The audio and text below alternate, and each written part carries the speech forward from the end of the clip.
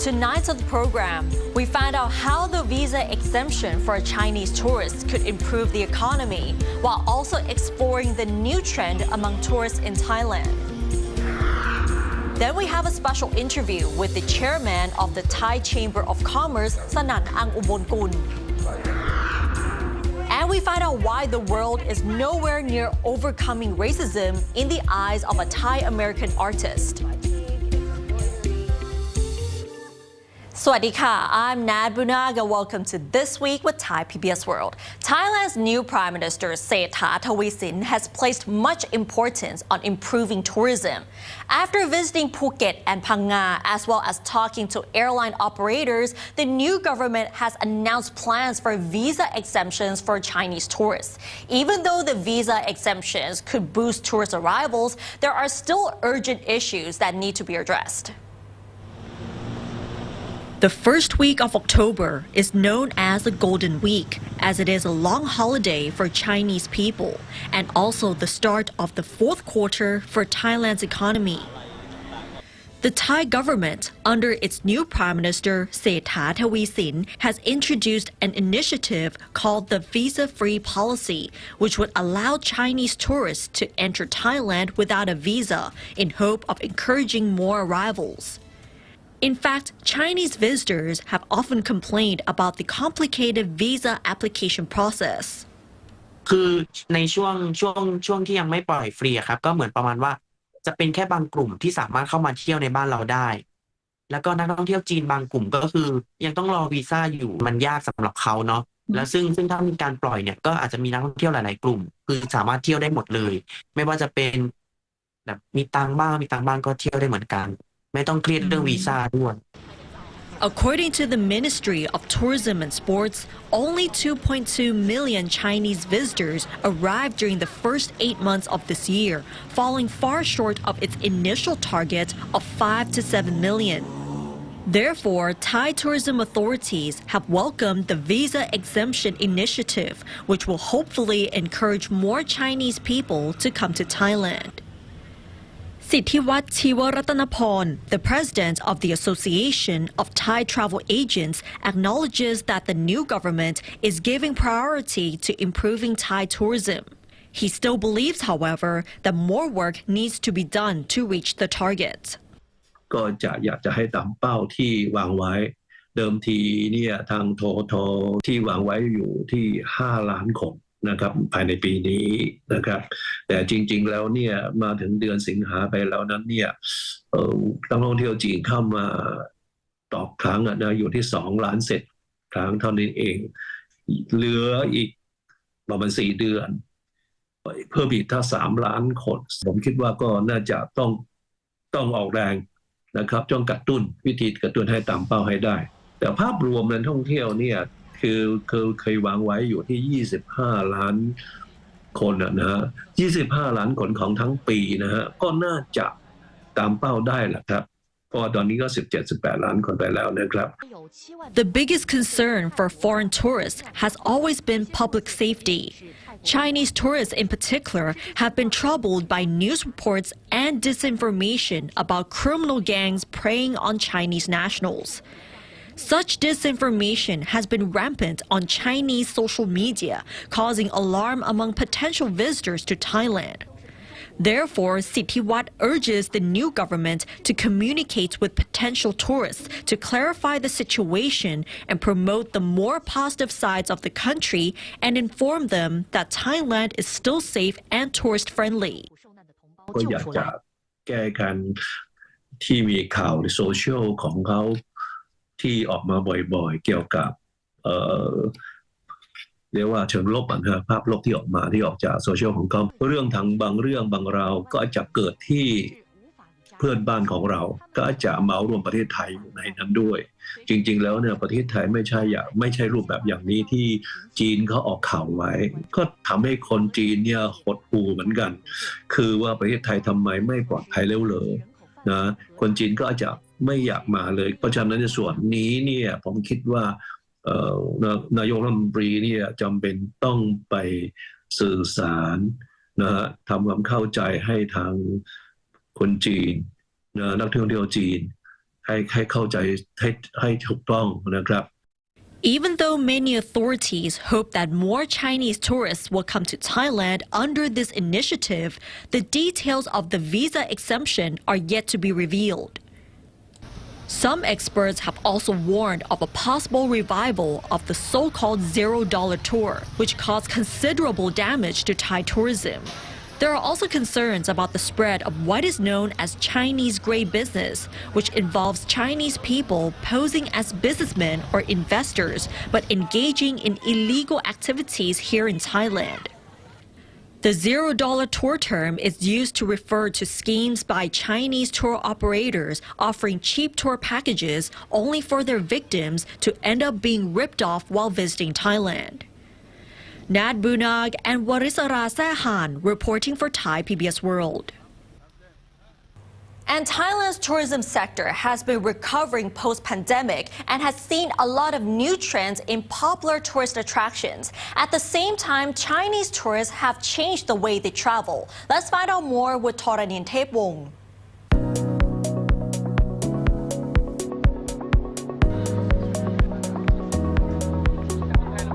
Foreign travelers visiting famous tourist attractions in Bangkok, such as Wat Arun and Wat Phra have been filled during the past 3 years of the COVID-19 pandemic. The return of foreign tourists in Thailand has brought with them a lot of new trends. Right now, I'm standing in front of Wat Arun Rachawararam, one of the most popular tourist attractions in Bangkok. You will see many tourists wearing traditional Thai costume taking photos here, a trend that's on the rise right now. Wearing Thai traditional costumes to visit temples is becoming hugely popular among local and foreign tourists. Tourists can rent these traditional costumes from the shops near the temple. Most of them also provide costume and hairstyling services. Once they are ready, tourists can enjoy taking photos in and around the temple. They can also hire a photographer inside the temple for professional-looking photos to post on their social media. Another exciting trend attracting tourists is this 3D tiled ice cream with a wonderful pattern of Praplang Wat Arun tiles. This 3D tiled ice cream served at the temple's riverside cafe come in 2 flavors, Thai tea and butterfly pea coconut milk. Apart from the new trends, the travel habits of Chinese tourists have also changed. Instead of traveling in large tour groups, many have decided to travel in smaller groups, either with their friends, their family, or just their partners. According to the Ministry of Tourism and Sports, most of foreign tourists come from China, with about 400,000 Chinese people coming to Thailand in July this year, followed by Malaysia, South Korea, India, and Vietnam. This number is, however, a significant drop from 2019, with 950,000 Chinese tourists were recorded, while the number of tourists from other countries this year is almost the same as before the COVID-19 outbreak. At the same time, Chinese tourists, particularly those who are middle-income earners, are being more cautious in their spending during their travels, which reflects their country's economic troubles. Many shop owners surrounding the temple agree that their businesses are not as active as before. At the same time, the rise of online shops makes it easier to purchase souvenirs. Therefore, customers would only come to Thailand if what they are looking for what is not available online.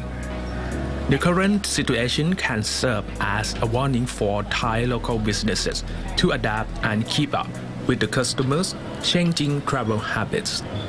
Thoranin Thepwong reporting for Thai PBS World. Now that the new government is in place, business leaders expect policies that will stimulate economic growth. The new Prime Minister has proposed a number of policies such as the digital wallet scheme and an increase in the minimum wage. But the chairman of the Thai Chamber of Commerce, Sanan Angubongun, believes that tourism is the key to spurring Thailand's economy.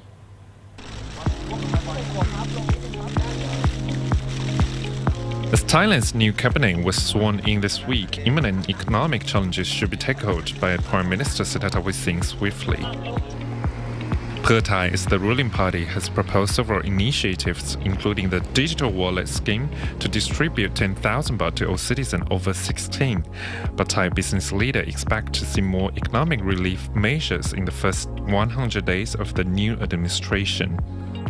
What do they need? In an exclusive interview with Thai PBS World, Chairman of the Thai Chamber of Commerce, Sanan Angubongun, explained why spurring the economy quickly is crucial. The first thing, the Thai government has to boost the local economy. Number one, I would say that also, have to bring down, the burden or the cost of living of the Thai people here. So first thing that we always, count on the support from the new government is that how to bring down the cost of the electricity and also oil prices, immediately. And I think it's a good news that the new ruling party, Pheu Thai, always said that, well, they will keep their promise and, will try to take a quick action on that.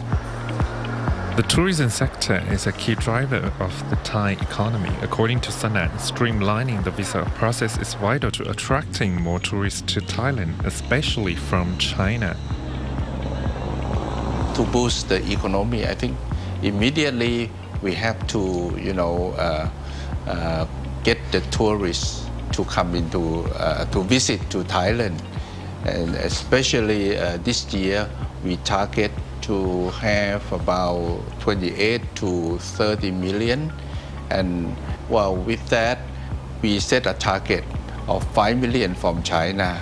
But so far, we could have only 1.8 million Chinese tourists that coming to Thailand. And we try to find out, what's the reason behind and what is the challenge.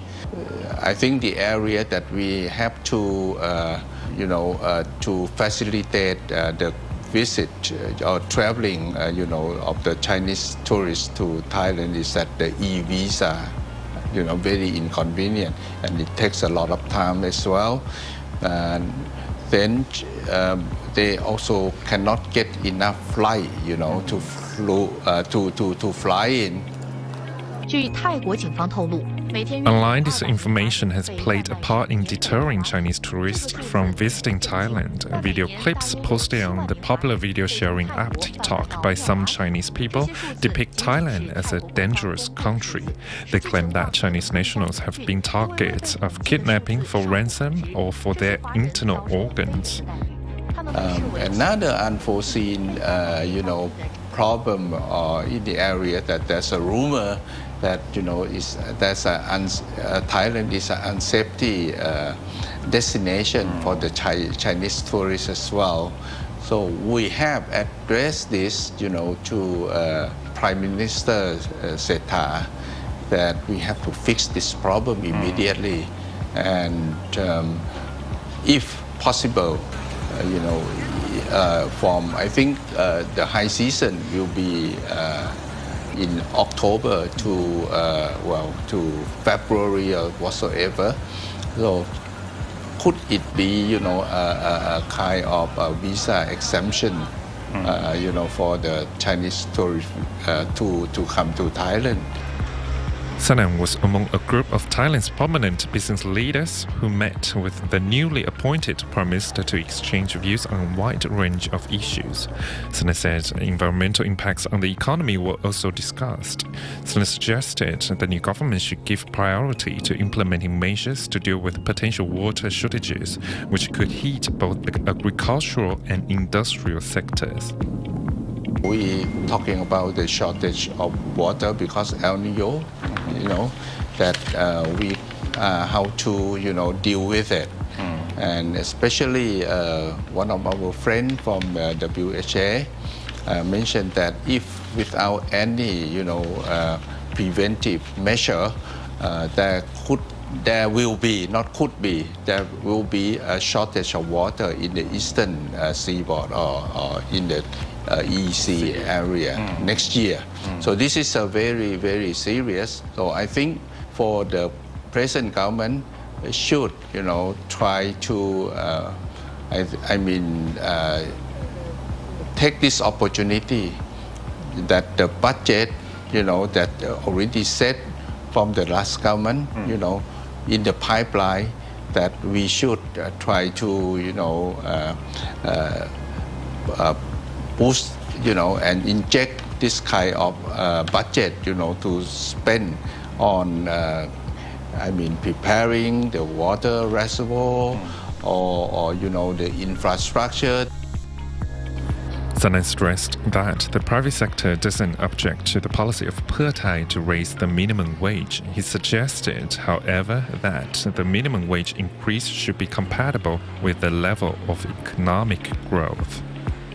Talking about the minimum wage, we have to admit that the private sector, we have no objection. We support, that there must be an increase of the minimum wage, but there's what we call a tri-party, We have a mechanism, to consider and to justify, which minimum wage would be applicable or reasonable for different provinces in Thailand. So I think if we go through, this kind of mechanism, I'm sure that the minimum wage, will be justified to all parties. Feng Kai-shi reporting for Thai PBS World. And tourism has always been considered as the backbone of Thailand's economy. And now let's have a look at the other stories in our weekly roundup. Prime Minister Sethar Thavisin has asked the public to have faith in his government as he vowed to put economic policies promised during the election campaign into immediate practice. Sethar led his cabinet ministers in an oath-taking ceremony before their Majesties the King and Queen at Dusit Palace. He is scheduled to deliver his policy statement to Parliament next week.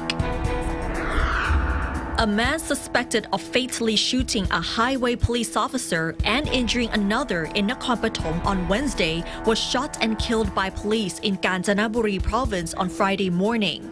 Another suspect, who's an influential chief of Takong sub-district in Nakhon Pathom, surrendered to the police on Thursday, but he denied all charges against him. The suspect has already been suspended from his duties. A massive fire broke out at a famous floating market in Pattaya on Thursday night, causing damage initially estimated at about 50 million baht. The fire reportedly started in the northern zone of the large market. The Chonburi governor, who went to the scene, told the media that the fire had spread quickly because most of the shops were made of wood and other inflammable materials. The National Anti-Corruption Commission has found 15 individuals, including former National Police Chief Somyot Phumpanmuang, guilty of involvement in changing the speed of the car driven by Red Bull Air Warayut Yuwitiya to help him avoid speeding charges in the infamous hit-and-run incident in 2012. Warayut was originally accused of driving his Ferrari at over 100 kilometers per hour when he crashed into a police motorcycle, killing him at the scene. All the charges against Warayut were dropped in 2020, mostly due to the expiration of the statute of limitations. And now in this episode of Empowering Thai Women, we talk to Amanda Phingbodhipakkiya, who uses art to combat discrimination and violence against Asian American communities. We also talk about her upcoming project for which she traveled to local communities in Thailand to learn about textiles. I was born in the United States, so my birthright as an American is that I am respected like every other American. So when I see my rights being trampled on, when I see other communities being marginalized, then it feels like a responsibility to me to speak up and to raise awareness for these social issues that are impacting not only myself, but community members I care deeply about. Meet Amanda Phingbodhipakkiya, a multidisciplinary artist who is best known for her activism through her public arts campaign, I Still Believe in Our City, to expose and denounce the bigotry, discrimination, and violence against Asian Americans, which intensified during the pandemic. Born to a Thai father and an Indonesian mother, Amanda has often felt othered due to her race, despite being born and raised in the United States. She has also witnessed Asian Americans being targets of harassment and abuse. I continue to hear about, friends on the subway being spat at or punched or verbally abused. I got on the subway one day and the man next to me looked at me and said, "Ew, gross," and then ran down to the other side of the subway car. I came out of the tailor one day, just living my life, and a woman got into my face and she said, "Go back to where you came from, you overseas prostitute." My parents were in the grocery store and somebody yelled at them, "Go back to where you came from." And, it's like America's our home. So it's sort of like this bias against Asian Americans as the perpetual foreigner, always being seen as other, that has really undergirded this prejudice for a long, long time. A lot of this experience made her feel that she's being called to activism, using art to speak up for Asian Americans and other marginalized communities who remain victims of racial discrimination, as well as to break the stereotypes against them. Amanda portrays Asian Americans in her illustrations as strong individuals who are not afraid to stand up for themselves, along with powerful messages such as, "I'm not your scapegoat, and this is our home too." Certainly, I feel like my art has challenged that notion of Asian American women being meek and submissive. It's like every single figure I've depicted is bold, defiant, says in her eyes that we're not going to take this laying down. Even with a diverse population and many civil rights movements to treat people more equally, Amanda believes that the United States is nowhere near ending racism. A number of hate crimes and acts of police brutality in recent years have led to nationwide protests such as Stop Asian Hate and Black Lives Matter, proving that people of color are still in the fight for racial equality. Marginalized communities still bear the brunt of racism, and it's a continual battle every day to stand up for your rights, to raise awareness for these issues that impact, marginalized communities everywhere across the U.S. I think in terms of Asian Americans broadly, there are many different stereotypes that have impacted our community as a whole as a result of us being perceived as threats. If you're seen as a perpetual foreigner, if you're always seen as other, then you're always seen as something to be afraid of, something to be scared of. And it doesn't help with a lot of this conservative ideology around, hating China. People get muddled and confused, and most folks don't take the time to do the deep research to understand the historical context of a lot of this bias and a lot of this racism. Amanda also feels that these negative stereotypes against Asian Americans still exist, as they have not been given enough space to share their own narratives and their stories. Therefore, Amanda uses her platform to highlight the heritage of Asian American culture as well, to promote a sense of belonging with which these communities can connect. This is so much of the reason why my art focuses on joy and belonging in the face of grief and injustice, because when we think about social movements, when we think about, fighting for human rights, fighting for respect, we can't be fighting all the time. We need communities and we need movements to be sustained, which means we need to carve out that space of safety to remember the things that keep us whole, the things that are deeply important to us, those moments of joy, those moments of being together and being really seen and respected and having dignity, right? So I think this is why so much of my art not only focuses on, of course, raising awareness for social issues, but it also provides people spaces to rest, to unburden, to find joy and catharsis and belonging and hope at the end of the day. Now she's working on her new project, for which Amanda has visited local textile communities across Thailand to learn more about the heritage and stories behind them. This will eventually form a new art installation which will be displayed in Bangkok next year. So my public artwork that will unveil at BACC early next year will support this kind of Thai-American diplomatic celebration, but it will also uplift the communities that I've visited, will archive and share their stories, and will also focus very deeply on how process is essential for building resilient communities. Because, weaving pad thai is so time-consuming and intricate and complex, and it was so beautiful to see how Meme shared the labor and how everyone's contribution was respected and honored and essential to creating sort of like even just one piece of cloth. I think we are all powerful. We have that power that lives inside of us. It's just a matter of, at least for me, with my art, I'm hoping that it becomes a portal, a window that people can walk through or see themselves reflected in, that they can then find the parts of themselves that can take action to support social issues or even drive them.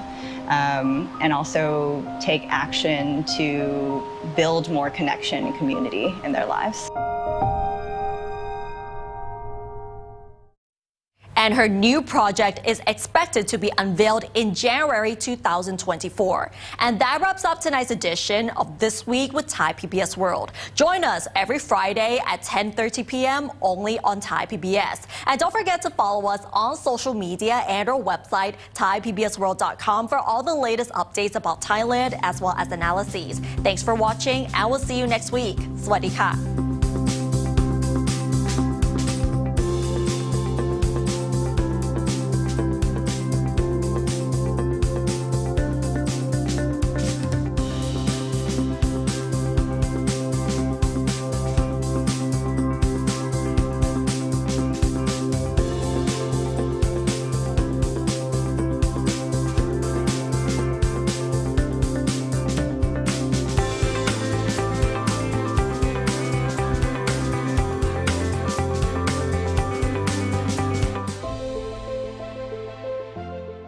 At Thai PBS World, we don't just report the story, we reveal why they matter.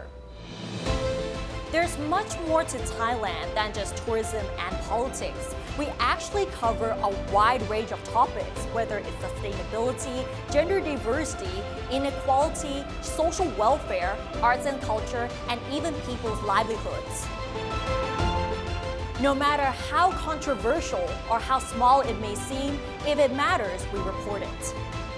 This Week with Thai PBS World, every Friday at 10:30 p.m. only on Thai PBS.